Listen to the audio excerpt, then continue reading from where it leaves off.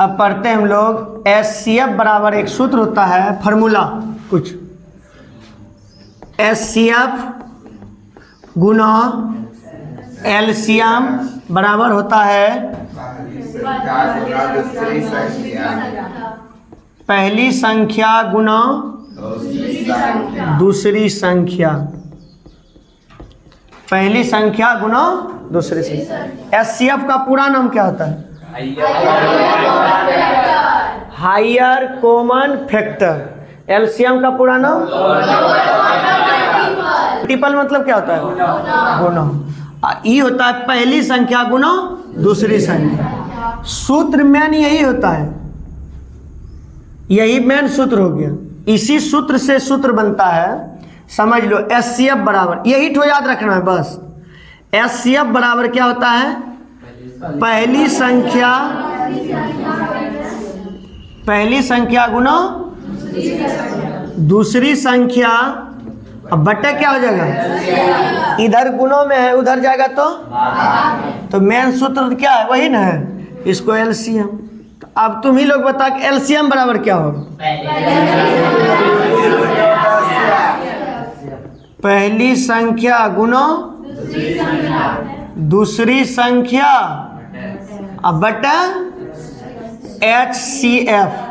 उसके बाद बताओ, उसके बाद पहली संख्या बनाओ, उधर से बना लो सूत्र। पहली संख्या बराबर क्या हो जाएगा? HCF गुना LCM बटा क्या हो जाएगा? दूसरी संख्या। क्या हो जाएगा? दूसरी संख्या। अब कोई पूछ देगा कि दूसरी संख्या बराबर क्या होता है सूत्र?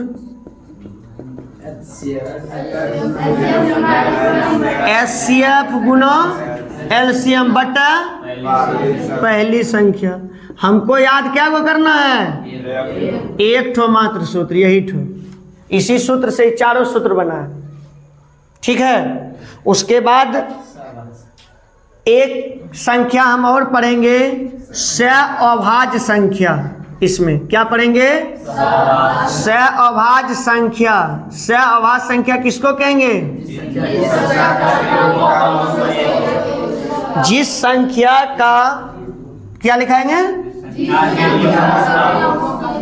अरे अस्ते से, जिस संख्या के युग्मों का क्या हो? HCF क्या हो? HCF एक हो। HCF क्या हो? एक हो। उसे क्या कहेंगे? उसे सहअभाज्य संख्या कहते हैं। जैसे बोलो तो इसका 18 और इसका HCF निकालो तो कितना होगा? 1। अच्छा, 5 और 3 युग मतलब जोड़ा होता है। 5 और 3 का HCF कितना होगा? 1 के होगा, इसीलिए 5 और 3 भी होगा। 3 और 4 1। n ढेरी प्रकार का हो सकता है, जिसका सीधी सी बात रखना है, जिसका HCF क्या होगा? 1। वह कौन संख्या हो जाएगा? सहअभाज्य। वहां आएगा निम्नलिखित में से कौन सा सहअभाज्य संख्या है? ऑप्शन में आएगा, क्वेश्चन जैसे बनेगा कि निम्नलिखित में से कौन सा अभाज्य संख्या है। अभाज्य संख्या के युग्म को चुने। दे देगा ऑप्शन में 4 2 और दे देगा 3 5 8 12। इनमें से कोई नहीं। बोलो कौन उत्तर होगा? उत्तर क्या होगा? बी। उत्तर क्या होगा? इसका मतलब सहअभाज्य संख्या वही होता है जिसका HCF क्या होता है? 1 होता है। इसका HCF 1 नहीं होगा, 2 होगा। इसका HCF 4 होगा, तो ये दोनों नहीं होगा। ठीक। सहअभाज्य संख्या। सहअभाज्य संख्या के बाद बोलो कौन संख्या है? कुछ रिमेंबर पॉइंट फिर याद करेंगे। क्या होगा? Remember points. क्या पढ़ेंगे? Remember points. शांत अशांत के बारे में। क्या किसके बारे में पढ़ेंगे? शांत कैसे होगा और अशांत कैसे होगा। सवाल आएगा बिना भाग दिए हुए, बिना भाग दिए हुए बताएं यस भिन्न जो है दे देगा 3/2 बताए, पूछेगा कि यह बताइए कि आप यह शांत है कि अशांत है। कैसे हम जानेंगे? उसके लिए पॉइंट बना है, बोलो क्या है? यदि Q का गुणनखंड 2 पर पावर m n के जैसा है तो क्या होगा?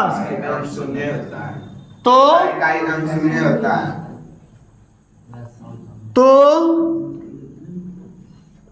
शांत होगा। क्या हो जाएगा? शांत होगा। यदि ऐसा रूप नहीं होता है तो क्या होगा? अशांत हो जाएगा। क्या हो जाएगा? अशांत हो जाएगा। क्या हो जाएगा? अशांत हो जाएगा। ठीक। ई दूसरा पॉइंट पर हो, देखो 2 पर पावर m 5 पर पावर n के जैसा होता है तो ये क्या हो जाएगा? शांत। ई शांत की अशांत बताओ कैसे? Q का अभाज्य गुणनखंड करते हैं। यदि Q का अभाज्य गुणनखंड, यहां लिखो Q का अभाज्य गुणनखंड कैसा हो? 2 पर पावर m और 5 पर पावर n के जैसा हो। ई तो 2 पर पावर, इसका जब अभाज्य गुणनखंड करेंगे तो 2 गुना कितना हो जाएगा? 1 का कोई वैल्यू नहीं। 2 पर पावर कितना हो जाएगा? 1। इस पे लिख सकते हैं 5 पर पावर हम 0 नहीं लिख सकते हैं। तो ई 2 पर पावर m और 5 पर पावर n के जैसा हुआ कि नहीं हुआ? यह शांत क्यों अशांत? यह क्या हो जाएगा? शांत। यह क्या हो जाएगा? शांत। कोई पूछेगा 8/12 शांत क्यों अशांत? कैसे इसको करेंगे? 12 का क्या करेंगे? क्या हो जाएगा? 6 3 2 पर पावर 3 पर पावर ई 2 पर पावर m और 5 पर पावर n के जैसा नहीं है, इसलिए यह क्या हो जाएगा? अशांत। तो अशांत के लिए शर्त लिखते हैं, यदि Q का अभाज्य गुणनखंड 2 पर पावर m 5 पर पावर n के जैसा नहीं हो तो क्या हो जाएगा? भिन्न अशांत होगा। क्या होगा? अशांत होगा। क्या होगा? अशांत होगा। एक पॉइंट और, कभी कभी सवाल पूछता है कि किसका इकाई मान 0 होगा। पूछ देगा कि 4 पर पावर n का इकाई मान 0 होगा कि नहीं होगा। इसका इकाई मान 0 होगा कि नहीं होगा, उसके लिए शर्त होता है, समझो। यदि इसमें आधार, इसमें क्या हुआ? ये आधार बेस, ये क्या हुआ? पावर। हाँ, इसीलिए लिखेंगे यदि आधार का गुणनखंड 2 पर पावर m 5 पर पावर n के जैसा हो तो इसका इकाई अंक क्या होगा? अंक 0 होगा। 0 होगा। यदि ऐसा नहीं होता है तो 0। ये 3 पॉइंट हुआ। जैसे मान लो 4 पर पावर n है, मान लो पूछ देगा कि बताइए इसका इकाई अंक 0 कभी होगा कि नहीं होगा। कैसे? 4 का क्या करेंगे? गुणनखंड करेंगे आधार का। 2 पर पावर 2, इसको लिख सकते हैं 5 पर पावर 0। एक्स्ट्रा। तो यह 2 पर पावर m और 5 पर पावर जैसा है, इसलिए इसका इकाई अंक। सवाल भी आएगा तो बता देंगे, सवाल में ये सब क्लियर कर देंगे। उसके बाद क्या, चौथा पॉइंट है, कभी कभी आता है 2 या 2 से अधिक अभाज्य संख्या का गुणनखंड भाज्य संख्या होता है। इसको समझो, 2 या 2 से अधिक अभाज्य संख्या का गुणनखंड भाज्य संख्या होता है। 2 या 2 से अधिक कौन संख्या, अभाज्य संख्या। लो 2 ले लो, और ले लो कोनो, 3 ले लो, और कोनो ले लो, 5 ले लो, चलो 7 ले लो, और लेना है 2 या 2 से अधिक। इसको जब गुणनखंड करेगा तो इसका मान बताओ कितना होगा।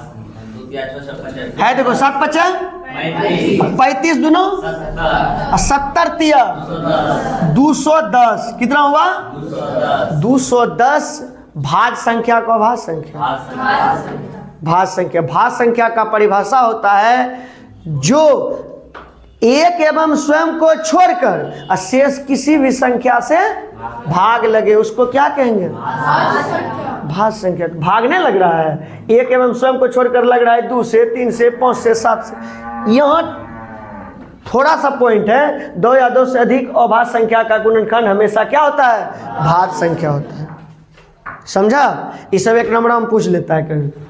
हो गया क्लियर। 96 गुना 101 कितना हुआ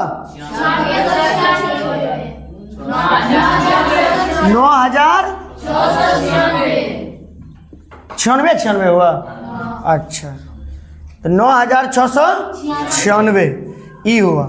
एचसीएफ और एलसीएम ऐसे निकलता है, ठीक, निकाल लेगा, कोई दिक्कत। ऐसा टाइप का घर में खोज के ही बनाना है। जितना सवाल आता है उस किताब में है, उसको देख करके बनाना है, ठीक। इसको उतार लो।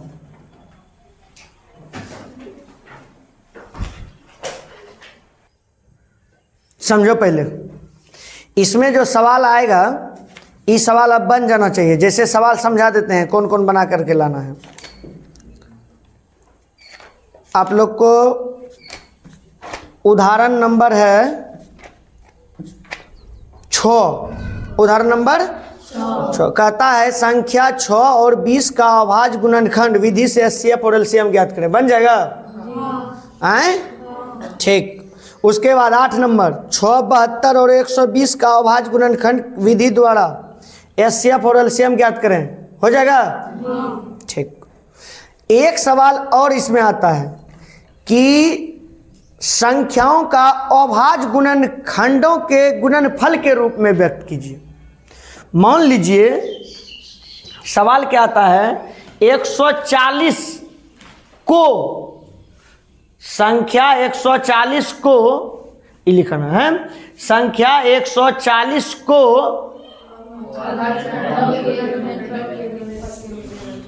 सवाल क्या आएगा, इस पे बताते हैं। इस जगह संख्या 140 को अभाज्य गुणनखंडों के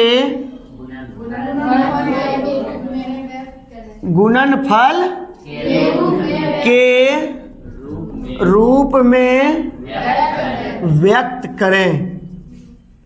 ऐसा भी सवाल आता है, संख्या 140 के अभाज्य गुणनखंडों के गुणनफल के रूप में व्यक्त करें। इसको कैसे बनाना है, देखो, मान लो 140 है, इसका क्या कहता है करना, पहले कितना से खिलाएंगे, कितना होगा 70, 2 से पहले 3 से नहीं खाएगा, तब 5 से प्रयास करेंगे। 5 से 7 5 35, 140 का क्या लिखेंगे? 2 गुना 2 गुना 5 गुना 7, तो 2 पर पावर 5 पर पावर 1 लिखाने जाता है, ठीक है। 7 पर पावर 1, यही हो गया अभाज्य गुणनखंड के गुणनफल के रूप में। बन जाएगा सवाल। ऐसा भी एक सवाल आता है, ठीक। चलो उसको उतारेगा तो उतार लो। एक सवाल एचसीएफ और एलसीएम से संबंधित और आता है। सवाल होगा 26 और के युग्मों के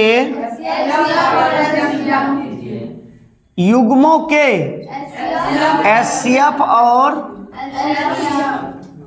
एलसीएम ज्ञात कीजिए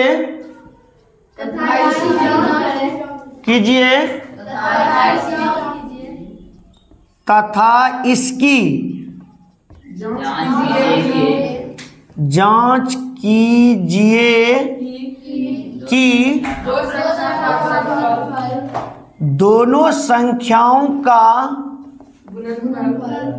गुणनफल, इस जगह ऐसा भी लिखा रहेगा, पहली संख्या गुना दूसरी संख्या बराबर, ये भी लिख सकता है।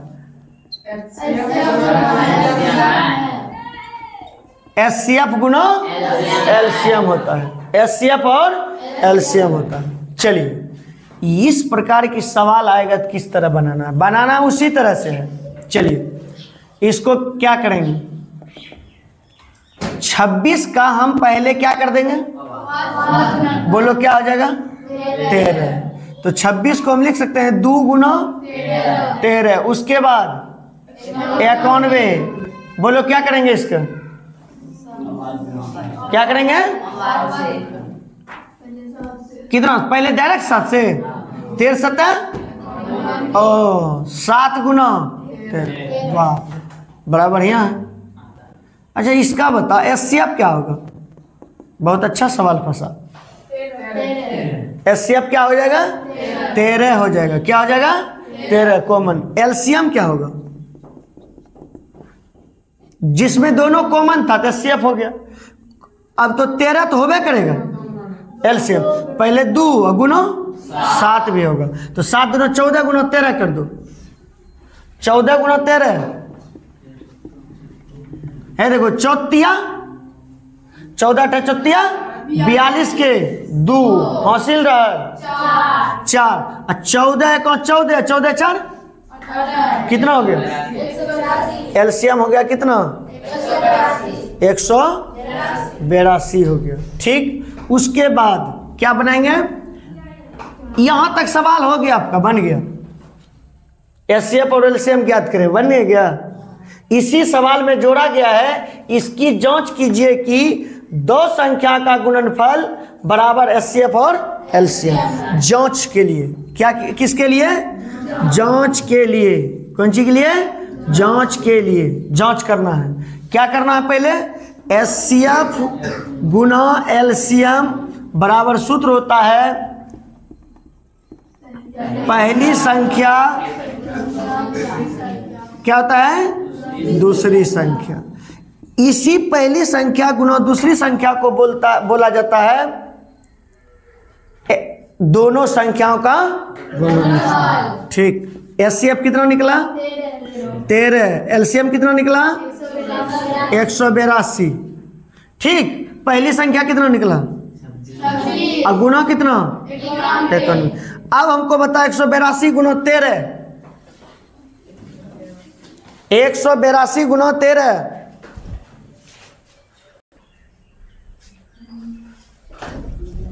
13 गुना 182 कितना हुआ?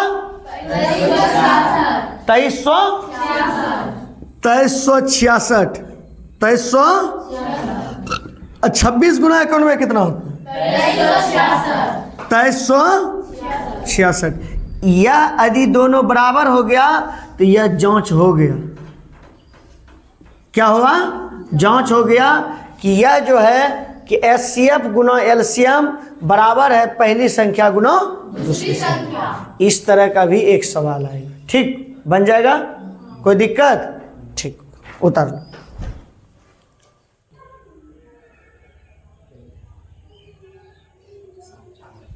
सवाल बोला जाए।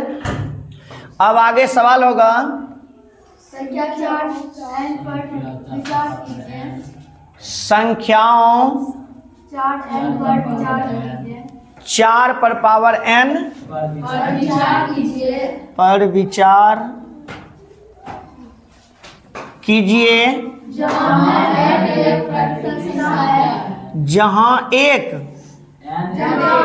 n एक प्राकृत संख्या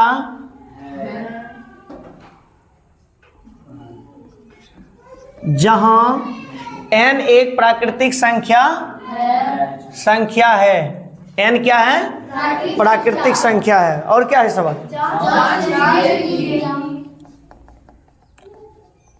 जांच कीजिए कि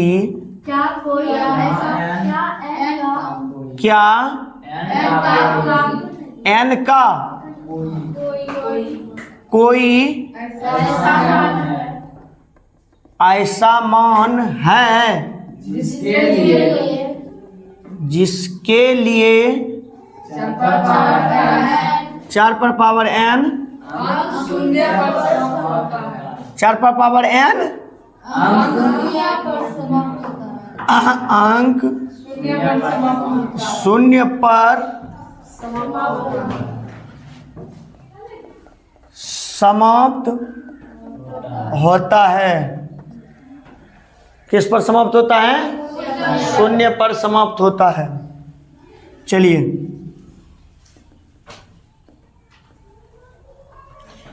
संख्या 4 पर पावर n को इसमें कुछ नहीं किया जाता। आप लोग को बताए थे हम एगो सूत्र, 2 पर पावर m और 5 पर पावर n के जैसा यदि आधार का एचसीएफ नहीं, इसका जो है आधार का क्या निकालेंगे हम लोग पहले? आधार का अभाज्य गुणनखंड।